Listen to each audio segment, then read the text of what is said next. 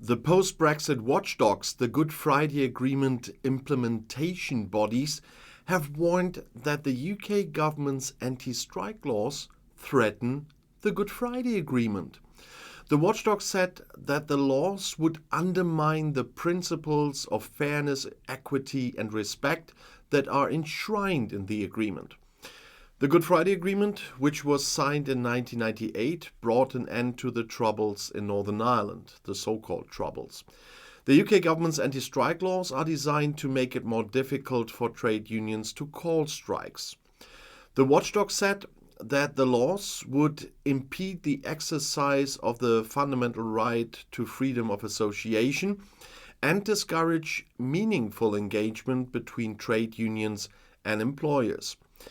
The warning from the watchdogs comes as the UK government is facing a wave of strikes across the public sectors last year, and the government has said that it is committed to upholding the Good Friday Agreement. If that fits together, we will see. The UK government's anti-strike laws are a series of measures designed to make it more difficult for trade unions to call strikes. And the laws include a requirement for trade unions to get a majority vote of all their members in favor of a strike, not just a majority of those who vote. And a requirement for trade unions to give employers at least 2 weeks' notice of a strike. And there's a ban on secondary picketing, where trade unionists strike against a company that they are not directly employed by. The watchdogs say that the laws would undermine the principles of fairness, equity, and respect, as I said, that are enshrined in the Good Friday Agreement.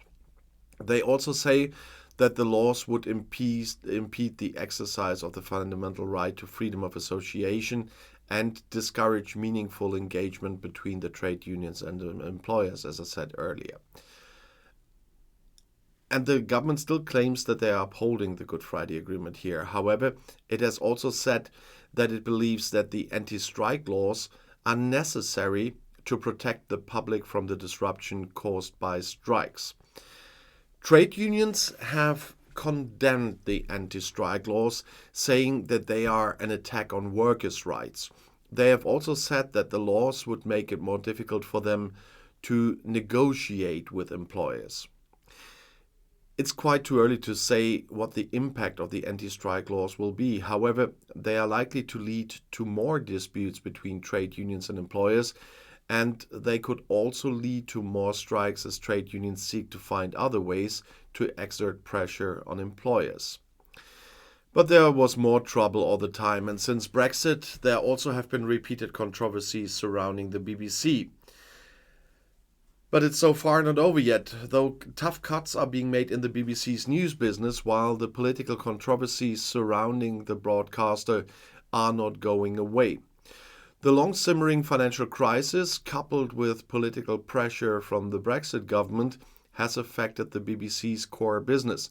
And even though the public broadcaster is considered one of the most reliable news sources in Great Britain and around the world, millions need to be saved in the area of news and current affairs. The responsible department head, Deborah Turness, speaks of difficult decisions, but they would serve an important goal. She says, "We want to modernize our offering." The best-known victim of redundancies and restructuring is the magazine program Newsnight, broadcast on BBC Two on the island at 10:30 p.m. Instead of the current 57, there will only be 23 jobs there in the future. While at the turn of the century, the magazine was still considered an important discussion forum for those interested in politics, with brilliant presenters like Jeremy Paxman and Emily Maitlis, the audience recently voted with a switch-off button. The latest figures indicate an average of just 300,000 interested parties per day. Only recently, the last of the old guard of presenters, Scottish Kirsty Wark, announced her departure after almost 30 years on Newsnight. Newsnight veterans such as Maitlis and investigative reporter John Sweeney warned of the loss of persistent reporters who had worked on important topics in difficult research that often lasted months. And this includes Maitlis' legendary interview with Prince Andrew, which resulted in his total withdrawal from public life. A sad day for all those who care about controlling power and money, is what Sweeney commented on X. The scoops the magazine has acquired over the years will now be acquired by a central pool of investigative reporters and disseminated across all of the station's formats. Conventional TV formats have recorded a decline of 11% in the past 5 years, according to a BBC statement. Because more and more people are getting their information online, and the BBC needs to invest in its online offering. Following pressure from the Conservative government, currently and under Prime Minister Rishi Sunak, the Anti-Beep has increasingly relocated editorial offices from London to the regions of the country in recent years. Like the popular sports and chat radio R5 Live and the breakfast television BBC Breakfast, one of the flagship news programs will come from Salford near Manchester in the future. Because the cost of living is lower there, lower salaries are also paid. Overall, the news division should cost £7.5 million less in the future. And this only marginally helps the station's precarious financial situation. Since the Conservatives came to power in 2010, the billion-dollar company's real income has fallen by 30%. And director Tim Davie is therefore faced with a savings targets of around £500 million. The BBC has already saved more than 1,000 jobs, and the broadcast volume of local radio and terrestrial TV stations has also been reduced. Last year, the corporation was still in the red, amounting to €141 million. And this is due, among other things, to the fact that the government has frozen the broadcasting fee at £159 per household for a year, despite double-digit inflation in some cases. Intendant Tim Davie will soon have to clarify in his talks with Culture Minister Lucy Fraser about the reformulation of the state treaty, whether the compulsory tax will still be appropriate in the next 10-year period. The recent controversy over reporting in the Middle East is unlikely to be of much help here. Longtime critics of the station are angrily demanding that it label Hamas as a terrorist organization. After all, the leading Western governments, including London, made this classification.